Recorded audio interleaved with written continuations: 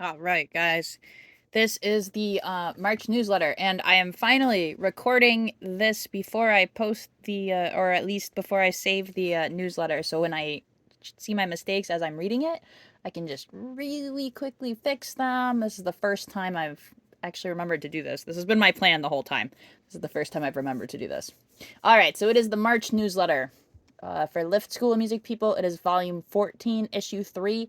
For Arts Are for All, it's volume 4, issue 3.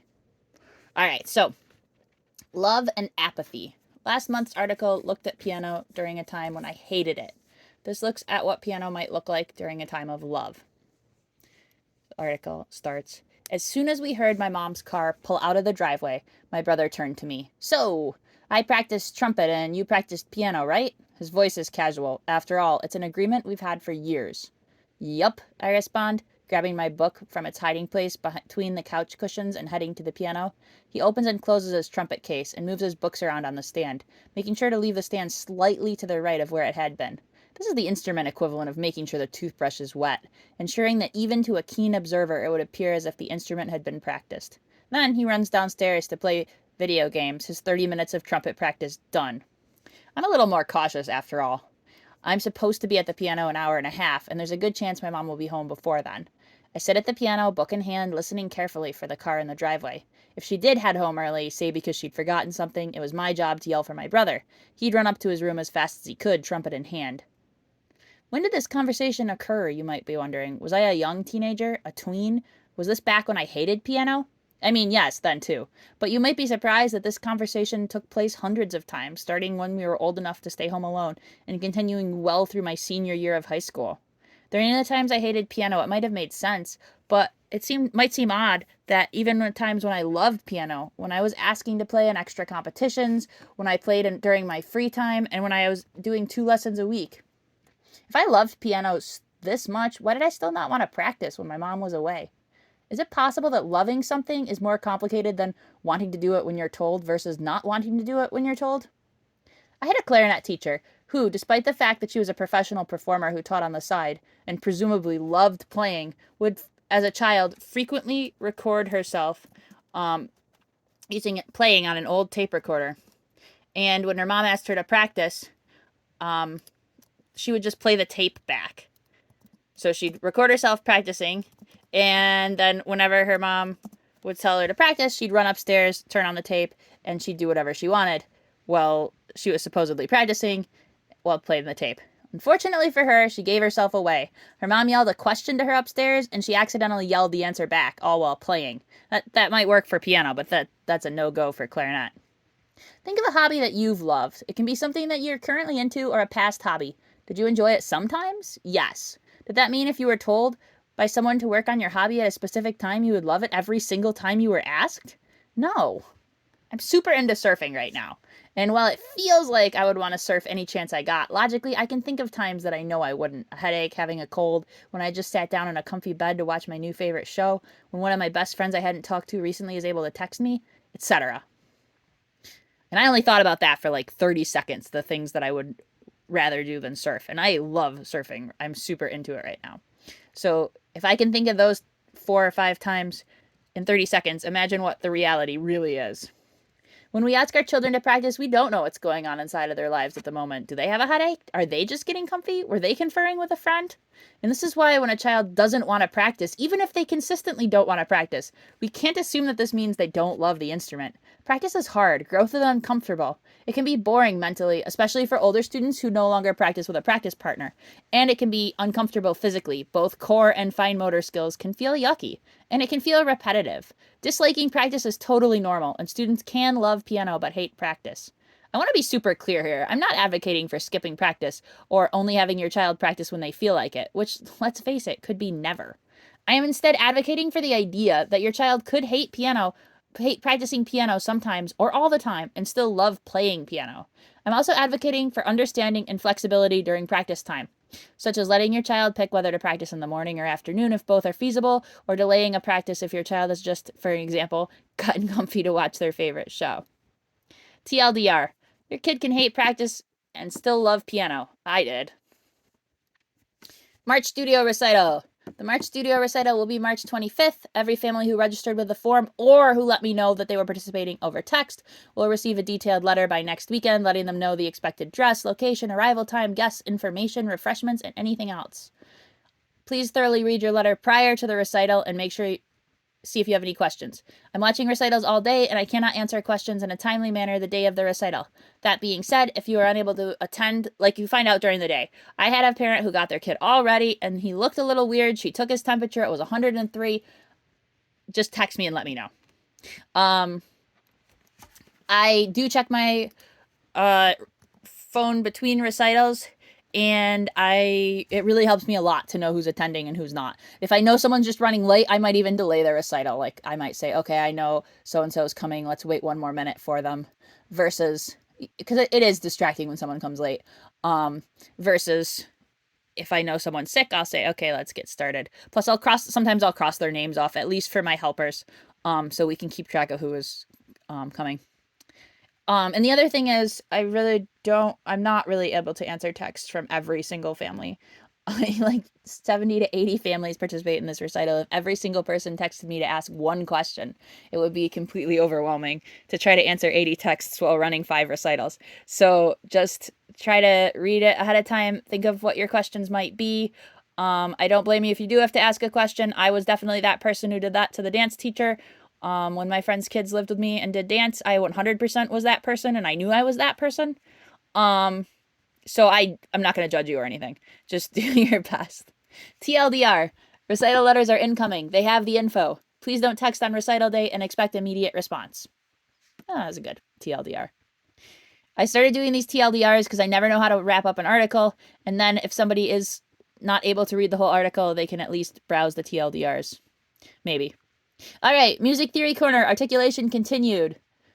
In the January newsletter, we talked about staccato, disconnected, legato and slurs connected, and portato, which is somewhere in between. This month, we're going to talk about other kinds of articulation, such as tenutos and accents. And oh boy, am I glad to have articulation articles be over, because articulation is weird. A tenuto, pictured below, is a line above the note. It means to make sure to hold the note for its full value, or maybe a little extra. I always think of a tenuto as the composer saying, hey, it's a little tricky to remember to hold the note the way I wrote it, but please do this the way I wrote it. Accents are a little more complicated. For one, there's a lot of different ones. For another reason, not everyone agrees on exactly what they mean. And also their meaning has changed over time, but that's a whole other story. However, in general, accents mean to play the note suddenly strong, accented. The best resource I can find is below, and while it reviews things we've already talked about, it also shows accents.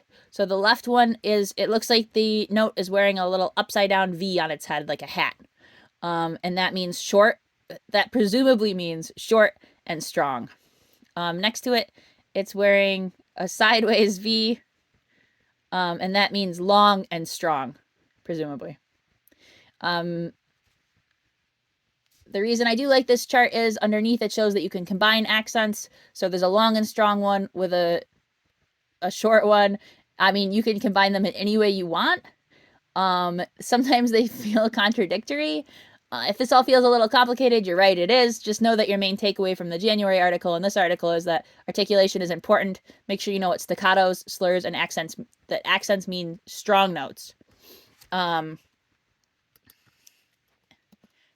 And even if you're not positive what all the different accents mean. So staccatos were the short ones, slurs were the ones reminding you to be connected, and accents are the strong ones. TLDR, articulation is important, accents are complicated, but overall they mean sudden, strong notes. Yeah, I was honestly, when I skipped this article last month, I was a little relieved that I didn't have room for it, because it's a lot and I didn't really know how to explain all that. Hopefully I didn't totally overwhelm people or turn people off from reading the Music Theory Corner. Hopefully the next topic I pick isn't going to be something so weird. I wasn't planning ahead well to have this one so early in the year. Anyway, focus on a book one piece. London Bridge, right hand. This piece is much shorter than the previous pieces, so students can focus on 2 more important things, the rhythm and the fingering. This is the first piece not in C position, and it is the first piece with dotted quarter notes / eighth notes. How hard is it? 2.5 out of 5 stars to play properly. Average time it should take to learn? 1 to 2 months of proper practice to play properly. London Bridge will teach your child. So the piece starts with finger 4 on G. This will help your child learn that many pieces are not in C position. So Honeybee, Cuckoo, Lightly Row, French Children's Song, those are all in the same position. This is in a different position.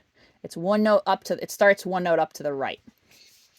The rhythm in the beginning of this piece is tricky. The first note is held for 1.5 beats, then the second note is held for 1/2 of 1 beat. The best way for your child to get to learn this is by listening to the CD extra. They can also practice clapping. If the rhythm is a struggle for them, they can clap with the CD. So put the CD on. I was clapping with a CD in my imagination. It was a terrible example. But put the CD on and then clap with the right hand notes. On the last 2 measures of this piece, students have to move their hand over by playing G with pinky, so now they are moving back to C position. So earlier in the piece, finger 4 was on G, now pinky is on G. This is a child's first introduction children receive to moving positions during a piece. It will likely be difficult for your child, mind-blowing, stressful. The best way for your child to get good at this is by practicing the last 2 measures over and over and over slowly. So it's just 4 notes. You just practice it over and over and over and over with the right fingering, with counting, making it strong. There's a little bit of phrasing at that ending, which is especially important if you're playing it over and over and over and over and over so it doesn't get boring. The ending should get loud with a peak on G, the pinky note, and then get softer so that the last note is the softest. All right. Focus on a book 2 piece. Hungarian folk song. So pay attention to the section extra hard if your child is just starting book 2, or even if they're at the end and middle of book 1.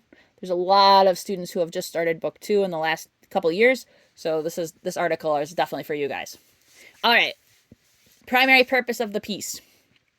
This piece is meant to help students play slowly with beautiful phrasing and good control. While this piece is not difficult and it is designed to be a break from previous more difficult pieces, it is still important that the student is careful and focused while learning, and playing this piece requires much control to be played properly. It's 2 out of 5 stars, but again, both of those stars are in control. The notes are very simple. Super simple notes. The control, keeping it slow and having good phrasing is the hard part. Performance speed with the metronome. It is around 100 for the 8th note. That's super duper slow. Average time it should take if you practice properly with your child, 1 to 2 months. Other things this piece teaches. It is very important to learn this piece with correct fingering. Do it right from the beginning. You will not have stress. This piece has left hand crescendos and decrescendos. They are just for the left hand to follow. If you look at the music, you can see where they are because they're right by the left hand notes. These help students work on having a separate melody and harmony for right and left hand, and then switching that melody and harmony. You should practice these many times with left hand alone. There are accent marks for right hand. The accent should be strong but not crashy. There is a smorzando. That means let the sound die out or fade away. It is imperative that this piece has a soft but not weak tone with lots of phrasing. The tone should be worked on very carefully by drilling hands alone over and over and over and over while listening to what the sound your piano makes. So this is a paying attention while practicing song, even though it's easy. All right, Florence Price Virtual Piano Competition. The Florence Price Virtual Piano Competition is an international event I host every year. Well, I mean, this is the 2nd year, so good for me. To participate, students must learn a piece by Florence Price. I strongly encourage all my students in book 2 and up to participate as sight reading practice. I don't want to say I make them, but I do go over the stuff in lessons, and I do very strongly encourage it. However, all students of any age and ability are invited to participate. This includes adult students, it includes really young students, it includes everybody. If you're interested and I haven't had your child start a piece, please let me know as soon as possible. Last year, 40 students ages 2 to adult from 8 different countries participated. There are pieces that only use a few notes and are quite simple that a 2 or 3-year-old could do with practice, obviously, all the way up to extremely advanced pieces. So if you're on the fence, there is definitely a song perfect for your child. If you are given a piece to print for your child, like I have for a lot of Book 2 and up students, please do so before their next lesson and work on it between lessons. Entries are due April 9th at midnight, which was Florence Price's birthday. They're always going to be due then. I know that's weirdly near Easter this year. I'm not going to change it. It's international. It's due April 9th, EST, midnight, always. Entries are $5. It includes personalized comments from a judge, certificate if desired. Please just, it's gonna say on the form whether do you want a certificate or not. I hate making certificates and having people not use them. I don't hate that people don't use them. That's totally fine if you don't want to print something, but it takes me a really long time to make them. Anyway, for local students, so you guys, it includes a trophy if you place first in the age group. I might do trophies for second place too. It depends on how many people I have. There are several reasons these type of events are important. They encourage students to work hard on a sight reading piece and complete a piece by a specific date. So a lot of times when students work on sight reading, they never bring it up to performance level. It's always just sight reading. And this is to bring sight reading up to a performance level. And number 2, anytime you can receive feedback from a judge is super helpful. Even if it's something really easy like wrist up. Maybe I've told your child wrist up 8 or 9 times, but hearing it from someone else is going to totally change the way they think about it. Please let me know if you have any questions. For students who do not yet sight read, I'll have YouTube videos up and have written out the note names, finger numbers, letter names as simply as possible for students to learn. TLDR, virtual competition, entries due 4/9. Definitely consider participating. All right, Juliet's senior recital. This year, Juliet is graduating from high school. She has had an amazing piano career from a 7-year-old who didn't interact during lessons and struggled with lightly row to an amazing, outgoing, focused senior in Book 6. She had a lot of trouble at the beginning, and I'm going to talk about this more at her recital. But this is what makes her recital extra special, and I think really important for parents, especially kids too, but parents to see what happens when a child practices their assignment properly, consistently. She didn't even start early. She didn't start when she was 2 or 18 months or 3. She started when she was 7, which is relatively, it's not young. And now she's playing on a very, very, very high level. At her recital, you will hear her play pieces from Book 3 through 6, as well as some non-Suzuki music. I will also talk briefly about her background. There will be games and refreshments for attendees. She's already started working on all of her songs. She sounds great. I really encourage everyone to come. I'm sure you and your child will be inspired by her story and her playing. Her recital will be May 20th at 2 p.m. at Christian Central Academy. If you absolutely cannot attend in person, it will be videotaped. However, I'm sure the live performance will be more inspiring and more valuable. So please consider attending in person if you can. It's probably at most going to be 45 minutes, 20 minutes of playing. Just think about it like this. 20 minutes of playing could change how you and your child look at piano. What you see, how you practice. It could just be really inspiring. I remember my senior recital. It was a lot, but it was fun. Anyway, TLDR, try to attend Juliet's recital 5:20. It should be really good. All right. March project, reading and music. The optional project for this month is reading and music. It is related to Dr. Seuss Week. I know this is way past Dr. Seuss Week, but it's, a thing. Families may choose any week in March to record when they are listening to the CD and reading books. Students may read independently or be read to by anyone or listen to books on tape. It can be any consecutive 7 days. It doesn't have to be like a Sunday to Saturday or whatever. You can print this sheet to color in Dr. Seuss hats. Then I have a link. Or you can record it using listening and reading times of your own. You can write them down. You can draw your own Dr. Seuss hats. You can do whatever you want. Just record listening to the CD and reading books for a week. All right. Upcoming events, upcoming piano parties, in-person lessons, extra music theory games and activities. They're $50 for the first 45 minutes. And then you have an option to add 30 minutes for $30. The one that has room left is April 28th. It's designed to help students prepare for Junior Festival on 5/3. Junior Festival. It is one of the top 5 most important events of the year. It will be on May 6th. Last year, between the 2 studios, I had almost 100 students ages 3 to 17 participate. I strongly encourage everyone to participate. It will be at the church in Williamsville. Students will play 2 pieces for a judge, and they later receive feedback and a ribbon. Top students are invited to participate in an honors recital. It will have a virtual option, but people are strongly advised to only use the virtual option if you live out of state, have medical things where you don't want to be around people or are away that weekend. Last year, a student participated from a basketball tournament in Ohio, and he played really well. There will be a makeup day for students who are ill or unable to participate on May 6th. I really strongly encourage everyone to do it. Even if you have to do the makeup day, it's just a really, really, really positive experience. And it kind of like feels like it's wrapping up our piano year. All right, neurodivergent voices. Being neurodivergent, following neurodivergent folks on Facebook can be one of the best ways to learn more about neurodivergence, whether you or your child are neurodivergent or you just want to learn more. I follow a large number of neurodivergent speakers and decided to make a list. This list is nowhere near comprehensive. Some notes: if you use the information that is provided by these people, consider donating to the folks every once in a while to pay for their labor. Some people on here may use strong language. Make your own choices about who to follow. Let me know if you have any favorites or if you think there are people that I should follow that I'm missing. All right, so there's an autistic adult giraffe party is their Facebook. They post daily questions for neurodivergent folks, and it's pretty well moderated. Right now, they're taking a break because they're having some medical problems, but the questions are really, really good and really helpful and really interesting. Autistic parents with neurodivergent kids. There is autistic typing, nigh functioning autism. It's Happy Hands, but the first A is a V, so it's HVPPYHANDS. Spectrum-y. So their links are in the newsletter if you want to click on them, or you can type them from, you know what I'm saying. Neurodivergent professionals. Christy Forbes, autism and ND support. Black Girl Lost Keys. She does ADHD consulting, but has a lot of really helpful posts. Occupational therapist. That's not a mispronunciation. That's what her page is called. The Deaf Autistic OT. Non-speakers. Sabrina Guerrera, non-speaking advocate for change.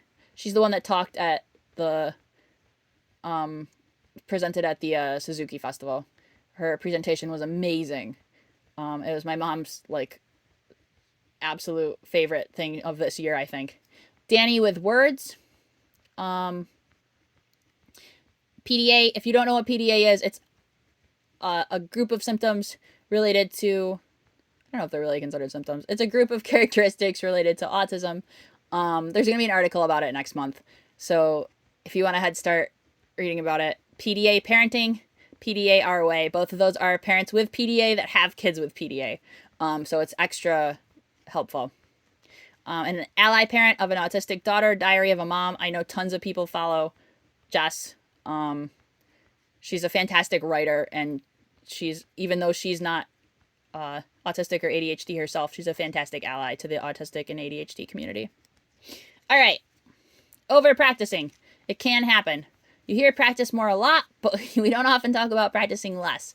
Even though over practicing can be just as serious or maybe more serious, then it's much more common opposite under practice. So over practicing can be the result of three main things. One, practicing an assignment unevenly. The repetitions on your child's assignment each week are very carefully thought out by me. Some of them are very important. The truth is, I'm not going to make you do extra work. If I say to do something a certain number of times in an assignment, I've really thought about it. I've using my years of experience to give you these very specific numbers. Most often this happens when families do extra hands together practice. For example, if you practice the assignment perfectly and then decide to do 3 or 4 extra both hands, your child could start to develop bad habits, as both hands are supposed to only be played in a 2-to-1 ratio of hands alone to hands together. Signs of practicing too much both hands are loud left hand, soft right hand, missing notes, note mistakes, and sloppy technique. It's really tempting when your child, especially when your child first learns a song, to show it off to everybody. That's fine, but then you need to do extra hands alone as well. You have to keep it in that 2-to-1 ratio. This happens so often, and then people are so surprised that their child is struggling. And they're struggling because that 2-to-1 ratio is really important. If it wasn't important, I wouldn't make you do it. Practicing hands alone is hard. It's not fun. It's not as fun as practicing hands together. If there was a way around it, I would tell you. There isn't. So yeah, this is the most common thing that happens. People practice too much hands together. Their left hand gets too loud. They start having a lot of note mistakes. The song doesn't sound good anymore. All right, practicing too many minutes. This can happen whenever a student practices so long they're no longer playing mindfully. This can lead to sloppy playing, bad technique, and bad habit. You can tell when your child is playing mindlessly. They're staring into space, their feet are swinging, their wrist is down, there are rampant wrong notes. Try to avoid this. If you want your child to practice longer, slowly raise the amount of time by a few minutes every day. Work hard to keep them engaged by asking them questions about their playing. Was it loud? Did you like your tone? What did you think of left hand? And take breaks like we do in lessons whenever needed. Number 3, over practicing review songs. This is fairly rare, but it can happen when a child practices review songs so much. Like, for example, if they're supposed to play a review song every other day or every third day and they're playing them every day. While some students do better playing the review songs every day, some students get tired of them and then just start playing them progressively worse. Like, no matter how hard you try to get for them to be mindful, they just won't be mindful. Because they've been on these songs for 6 months or 2 years and they just don't want to play them anymore. Then they have to. Listen to your child's playing. Are they getting worse as they practice? If so, alternate through review songs, like it says on their sheet. Do they need to play review songs every day to remember them? Some kids do. That's fine if they do. That's better for some students anyway. You know your child best and can tell. The best way to avoid over practicing is to follow your assignment, then work ahead. If you want extra practice, you can always practice the assignment twice per day. TLDR, over practicing can occur. For best results, practice assignment. Then I have the schedule below. People have been doing better since I started putting the schedules in every newsletter. Please remember the schedules are in every newsletter. They are also pinned. I finally learned how to pin things, guys. You should all be so proud of me. I learned how to pin things in Facebook. So they are also pinned on the Facebook. Both Facebooks, Arts Are For All and Lift School of Music, have the schedules pinned. All right. Congratulations to all students who participated in the Western New York Suzuki Festival. Students won prizes in the Joseph Ballone essay contest. I'm afraid if I say it, I'm going to miss people again. Lily T, Marilyn, Bella D, Emma J, and Ian J. I think I remembered everybody. All won in the drawing and or essay. Taylor played piano while she was acting in her school's production of Music Man. That is super cool. Juliet finished book 5. Ben P finished book 1. So it was a pretty cool month. People did lots of super awesome things.